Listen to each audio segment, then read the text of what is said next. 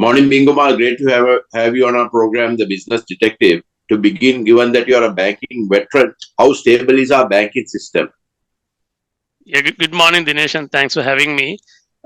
So the sector is stable, Dinesh, though we've gone through multiple challenges in the last 4 years, starting from East attacks, and there were moratoriums, and there were then the COVID crisis and the economic crisis, and we had multiple moratoriums given to clients running up to, I think, last couple of months. But after all of that, we have seen the NPAs rising up to something like 13.2. We believe that we have not hit the bottom yet. So sector ROEs have come down sadly to less than 9%, and the profits have come down by 13%. So this myth about banks making money, I think we have to look at it very carefully, because the profits have come down. And it's important to banks to make reasonable profits to maintain the capital levels. So if you look at the capital adequacy ratio, it's about 15%, and liquidity ratios are very good, close to 200% LCR ratio. So banking sector is doing reasonably well. I would say it's stable. It's just that we have to now make sure that since the DDO is being announced and banks are excluded, now we have to, I think, participate better in the market, bring the interest rates down and lend more and revive the economy. I think that's the larger responsibility for us. Okay. Bingumal, also you are the president of the Sri Lanka Bankers Association. What are some of the priorities for this association, given that you have just taken over? Yeah, so I took over last year actually, and then we are going into this DDO. So the first thing was to understand the impact of the DDO to the banking sector. We have looked at many scenarios, so that piece is now at least out of our way, so we can focus on lending. The next priority is making sure that on some of the bad debts that we go ahead and recover. Because the banking sector, like I explained, the NPA levels at 13.2, and we have not hit the bottom yet. And I believe there are about 400 parat execution cases in the system right now for over 20 banks. And I think banks are aggressively looking at recovering some of the toxic assets, restructuring some of the assets, also making sure you revive the industries that are impacted. So I think the larger responsibility is to revive the economy.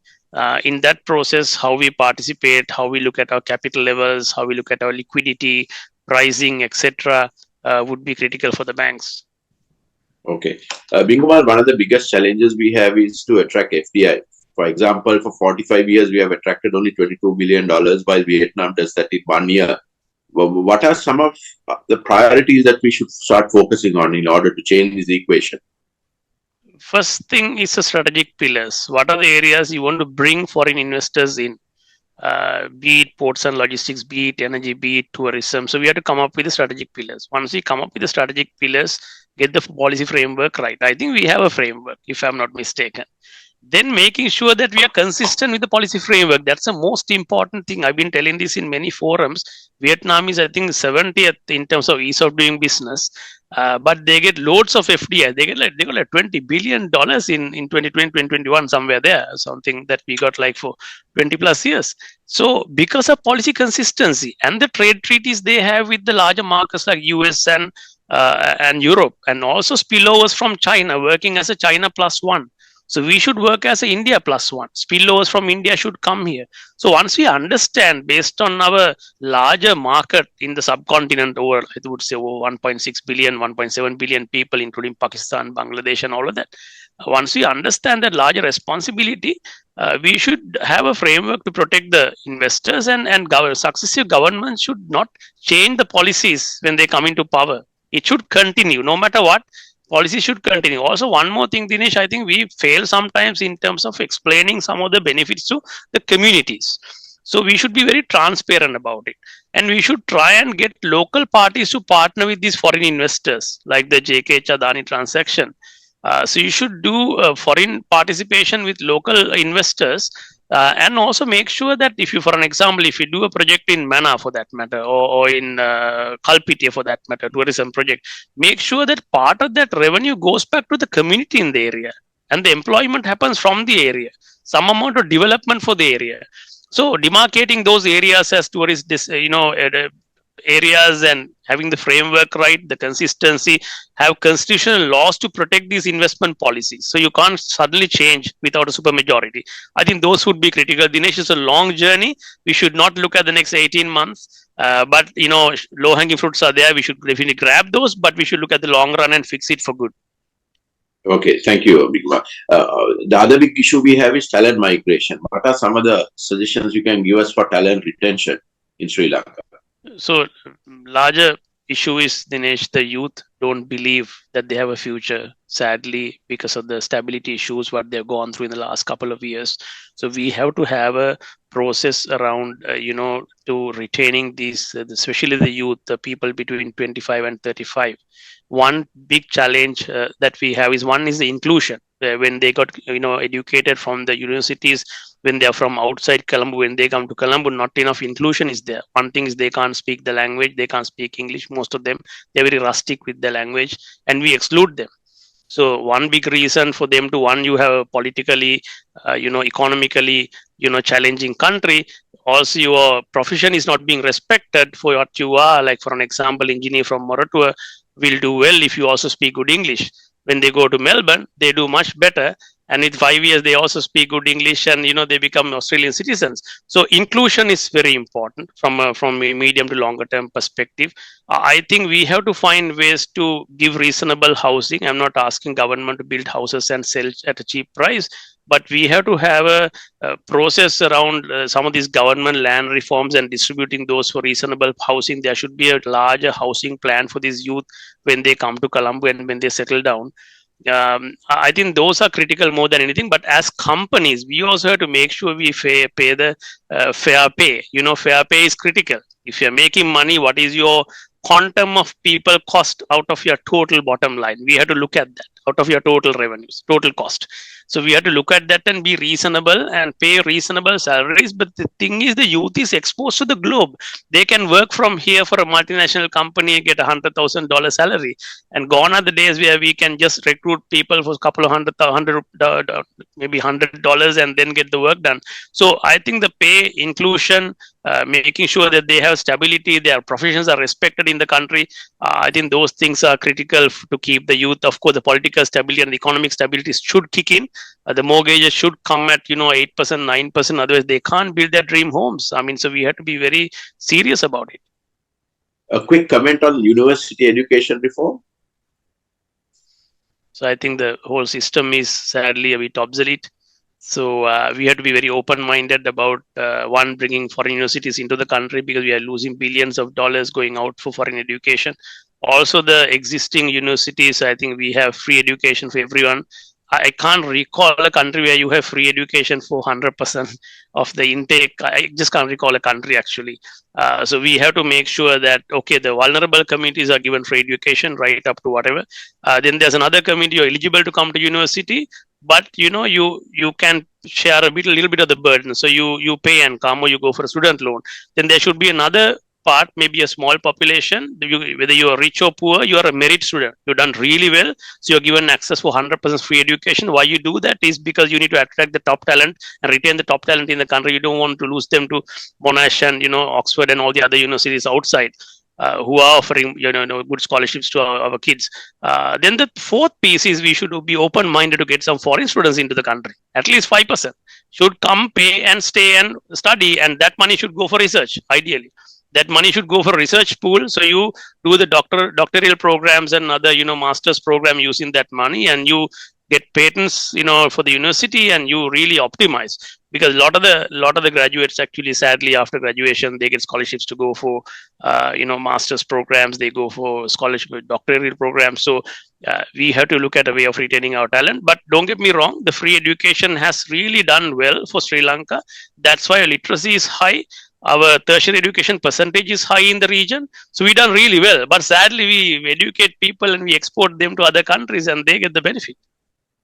Okay. Bingumal, also Colombo Port City is another key investment opportunity for Sri Lanka. How do you think we should position it?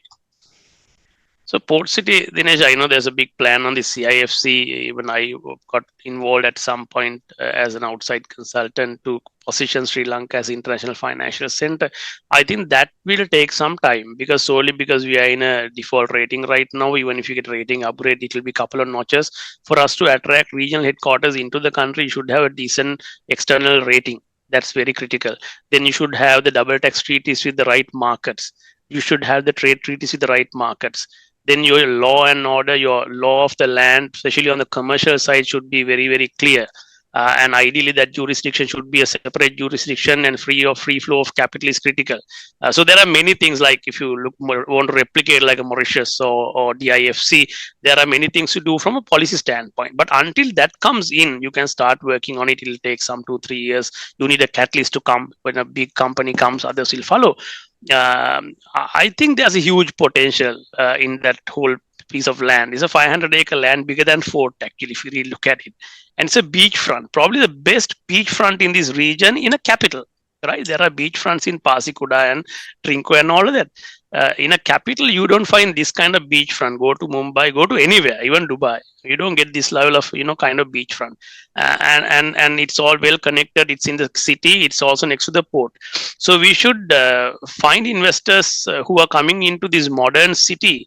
It can be schools, it can be hospitals. The marina is, I think, a low-hanging fruit. We had immediately activated.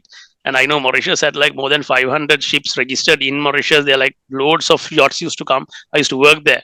I remember a lot of the millionaires' yachts were registered. Some of the yachts are registered in Mauritius because of low tax. So these are low-hanging fruits for us. There's a massive Indian elite population out there and waiting for these, these kind of investments. And they would like to park their yacht in Colombo and buy a property in Colombo. And at that point, they would need a hospital, a school, a real estate. A lot of the other opportunities will come first. Don't get me wrong, CIFC we can take off, but it's going to take its own time. Mauritius took minimum 10 years to take off, and from there another 15 years to come to where they are today. Early 90s they started, and Mauritius every year they brought the tax down. So that's another thing they did, and it was a universal tax. I think for Port City, the other thing is the whole dollarization of that economy. If you can segregate that and have a very free flow of capital more than anything else, so you can easily bring capital, take capital back, and a separate regulate, ideally to regulate. If you are a financial sector, of course you can have a dotted line report into a central bank and to the finance ministry, but you need a separate regulator for CIFC. That's the other thing. Then you have to seriously bring some consultants down to activate it. I know you all are talking to different people. I met some of those guys as well. They're very good. But we need permanent consultants doing the work for us from the CIFC. We should not think that we can do it on our own. Okay. My last two questions are: what is your personal code for happiness and prosperity? My personal quote? Yeah. I mean, see, it's all about having a light mind, Dinesh. For me, money is not everything. That I would say that's my personal quote. And families, for me, family is everything. So, and career and everything comes secondary for me. Having a light mind is critical. Okay. And then my final question to you is: what are your expectations from our leaders? Well, okay. First of all, you have to find whether we have a lot of those leadership people with leadership capabilities in the system. I think we still have few, fortunately. I think what is important is them working together on a common agenda, because this is not the time to be political and review on ideology. You can have different views, but come together for a common purpose, because the people are waiting for that. People are waiting to hear from our leaders to understand what's going to happen to them. They're leaving the country. They're unwinding them, basically shutting their businesses.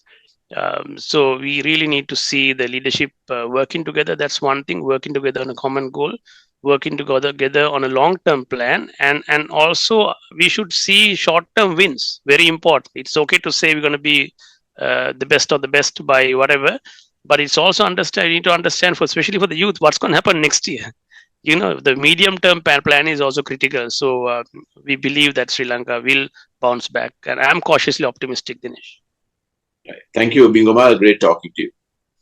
Thank you very much. Thanks for having me.